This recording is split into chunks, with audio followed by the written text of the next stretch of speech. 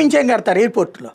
మిగతా స్టాల్స్ ఎవరి దాడి కట్టుకుంటాడు, లేదా ఎగ్జిబిషన్ స్టాల్స్ లాగా ఇంకా గన్నవరం ఎయిర్పోర్ట్ ఎక్స్టెండ్ చేస్తే ఇంచుమించు అలా హనుమాన్ జంక్షన్ వరకు కలిసిపోయి ఎక్స్టెండ్ అవుతుంది విజయవాడ సిటీ ఒక రకంగా అద్భుతంగా సాగుతుందండి.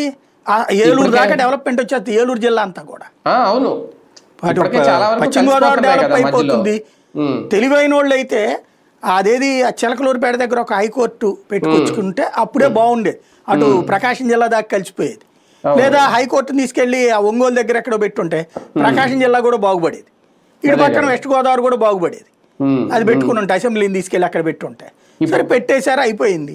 కనీసం ఎయిర్పోర్ట్ అక్కడ ఇంటర్నేషనల్ స్టేడియం తీసుకెళ్ళి నువ్వు ప్రకాశం జిల్లాలో పెట్టు, అది బాగుంటది కదా.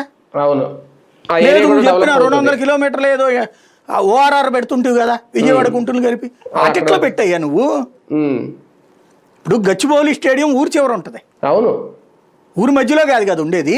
అవును, ఎల్బీ స్టేడియంలో కాదు కదా జరిపేది క్రికెట్ మ్యాచ్లు, గచ్చిబౌలి స్టేడియంలో జరుపుతారు. అవును, అదేం లెక్క వీళ్ళకి, అంతా తీసుకొచ్చి ఊరు మధ్యలోనే ఉండాలంట. అంతా మా ఇంటి పక్కనే ఇక్కడ స్టేడియం ఉండాలి, ఇక్కడ ఎయిర్పోర్ట్ ఉండాలి, ఇక్కడ నేను ఉండాలి. ఏంది ఇది?